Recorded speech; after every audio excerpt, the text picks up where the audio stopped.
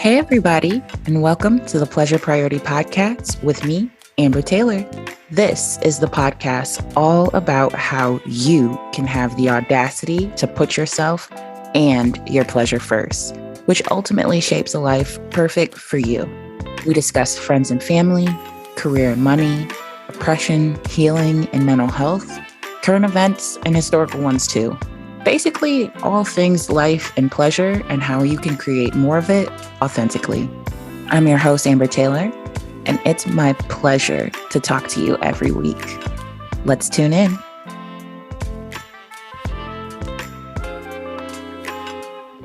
Hello, my friends. How are y'all doing today? I have been binging anime. I don't know why it took me so long. Well, I kind of do, but whatever. But I am a stan and I didn't know. And now I'm catching up. But yeah, I am an anime stan. And there are so many tropes that are in anime that make it so relatable. And honestly, so many life coaching lessons as well. But one of the things that I was noticing in anime versus American superhero stories is a difference in ego. So in anime, at least for most of the shows that I've been watching so far, the heroes are quite unknown.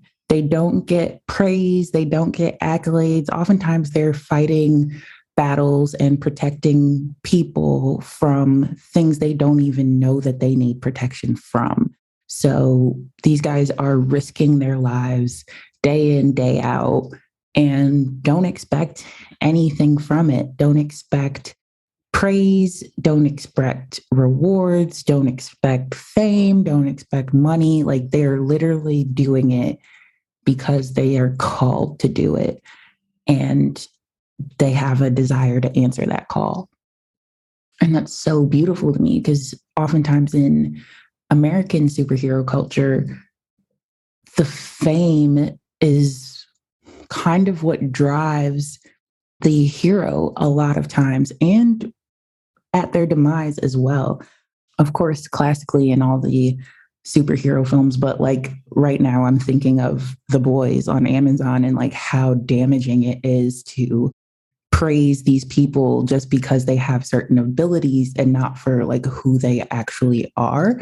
And that praise and pride and all those things can really get to them and get to their head and make them believe that they're better than other people and they don't apply to the same rules. Whereas in anime, the heroes are more morally grounded and really believe in the mission and don't put themselves honestly before anything, which I have to say, I don't agree with in real life.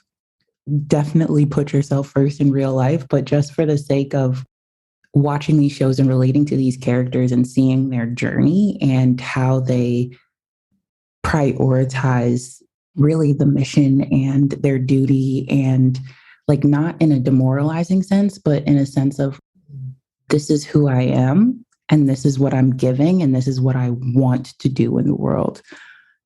It's really beautiful. But specifically this weekend, I was watching a movie. I don't even remember the name of it.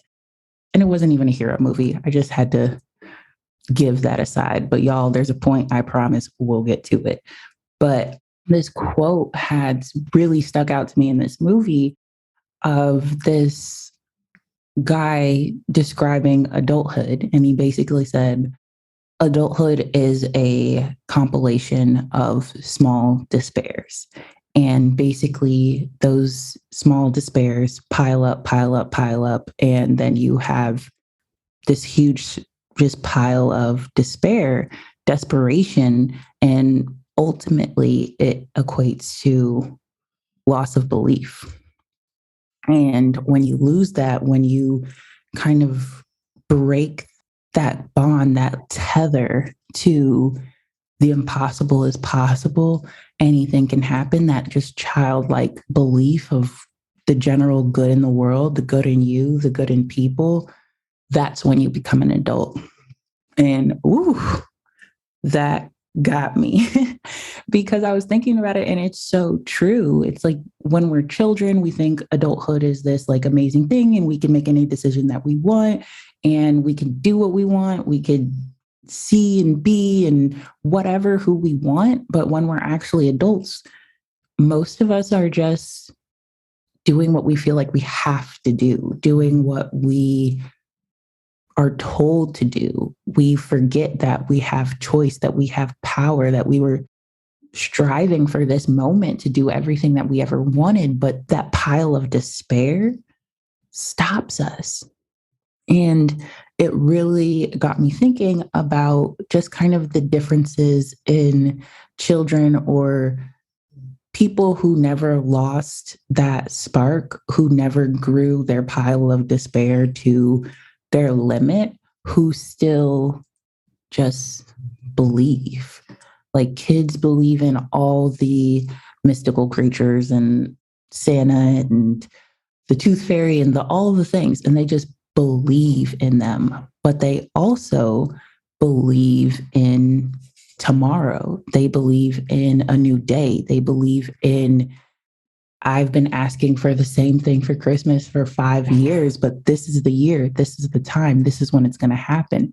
They don't lose that hope, no matter if it makes sense or not, because they choose to believe. Their hope, their audacity to believe in the good is stronger and bigger than their pile of despair and their idea that bad's coming no matter what. And that's a mindset. It really is just a difference in mindset. Granted, circumstances matter, things happen, and that matters. And I'm not trying to negate that, but everything that we go through doesn't have to be our downfall, which is honestly the whole idea behind post traumatic growth. Using your trials and your tribulations as sources of breakthrough, like as sources of strength and sources of growth.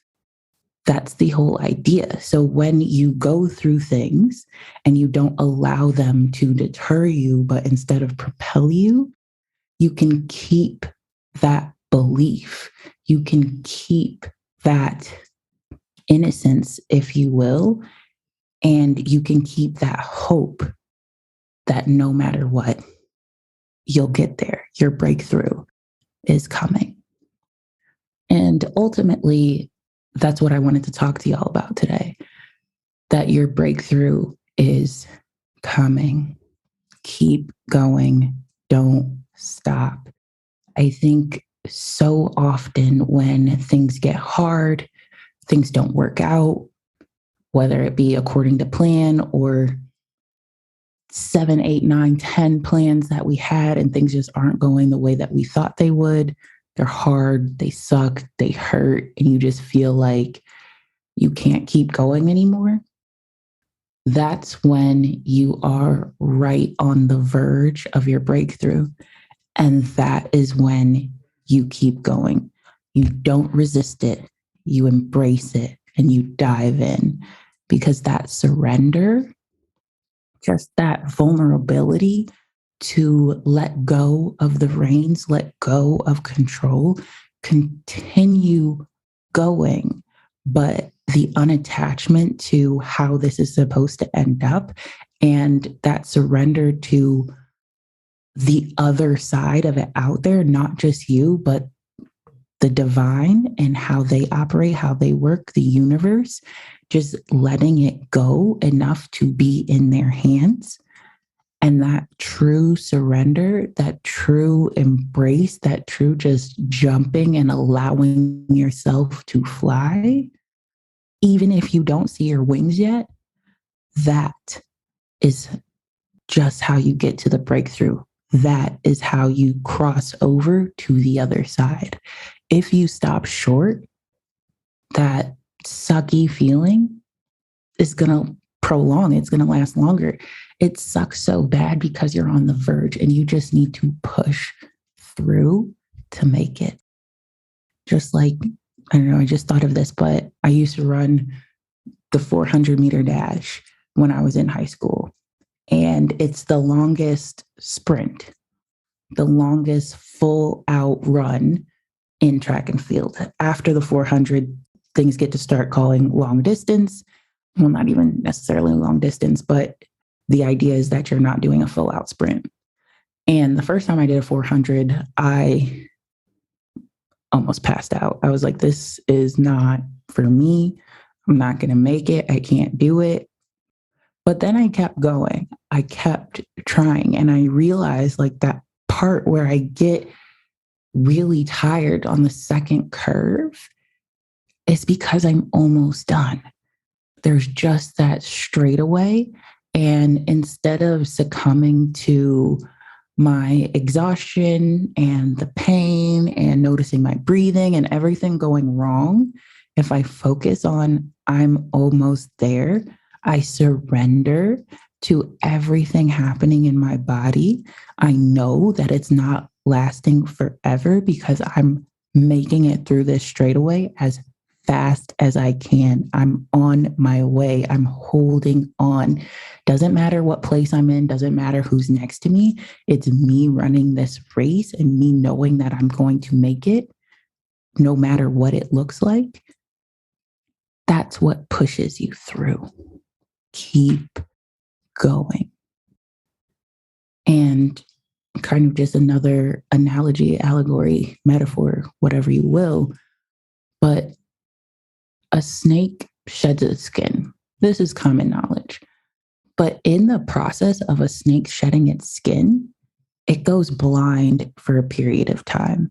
It can't see anything because it has to remove the skin all over its eyes, all over its body. And it has to go through this process of like surrender. It has to go through this process of stasis, like just this process of letting go for a time in order to have that breakthrough, in order to shed that skin and be comfortable in the new, larger version of themselves. When that happens, when we go blind, we usually freak the fuck out. We're like, oh my God, we're doing something wrong. Something bad has happened. We can't keep going like this. This is a problem. When in reality, it's natural, it's normal. And that is the part where we surrender. When we allow ourselves to just be, to know that this is part of it, to know that this pain is temporary, to know that what we are doing, what we are shedding is the foundation of who we are about to be. Again, don't resist that. Embrace it and dive in. You are right there and your breakthrough is coming. Keep going. And if you're thinking there's absolutely no way I can keep going, there's no way that I can move through this, then I want you to ask yourself, how can you be supported in this? I want to remind y'all that this is not something that you have to do alone. This is not something that you have to do immediately. It doesn't have to be a rush, but allow yourself to be supported. Allow yourself to be nourished, whether that be through friends, through therapists, through coaches, through doctors, through partners, through whatever, not even people, but things. Some people use exercise, movement. Some people use food. Some people use countless things to feel grounded, to feel supported, to be replenished. That part is also required to break through. You can't get there on E. And don't try to kid yourself and say, okay, well, once I get there, once I get to the other side, then I can breathe, then I can have a break. Then, no. It's now. That's how you get there is you allow yourself to breathe. You allow yourself to be supported. You have an entire ecosystem, not only working for you, but working with you, and you are partnering with it. It requires surrender. It requires rest. It requires pleasure, and it requires work. I do not want to skip that part. It is work, but it is not only work. And if you feel like you can't keep going because you're on E, that's when I say stop and look for support, look for help. You do not have to walk this walk alone. You do not have to hold everything on your own two shoulders.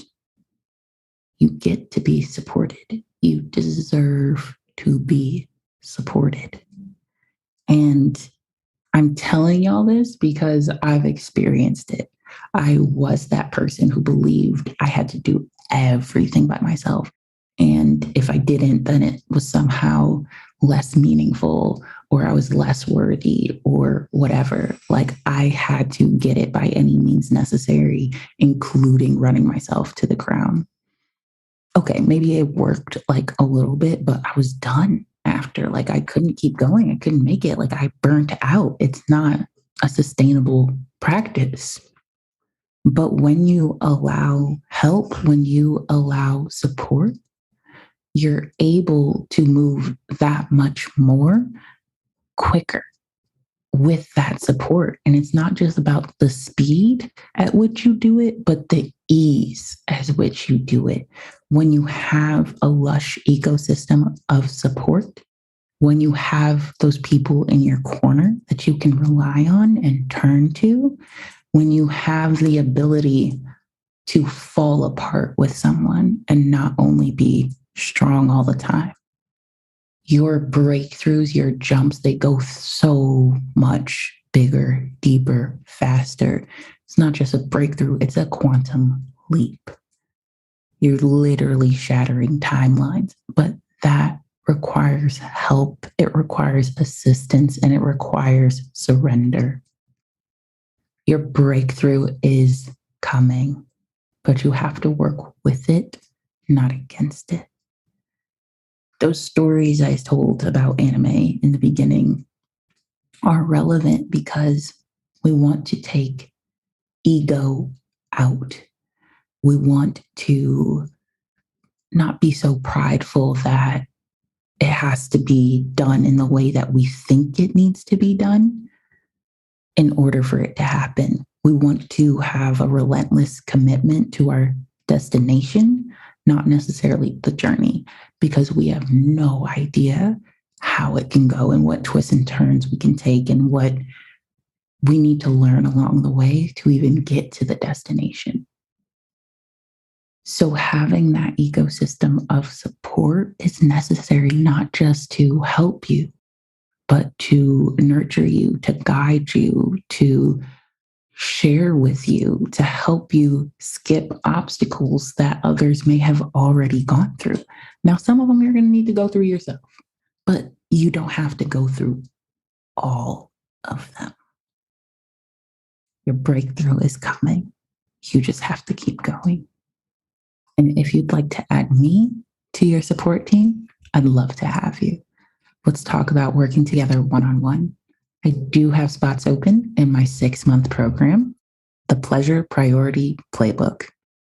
It's when we go into all these concepts, we dive deep, we go big, we go little, we explore all the nooks and crannies of everything that you want and everything that's holding you back from it.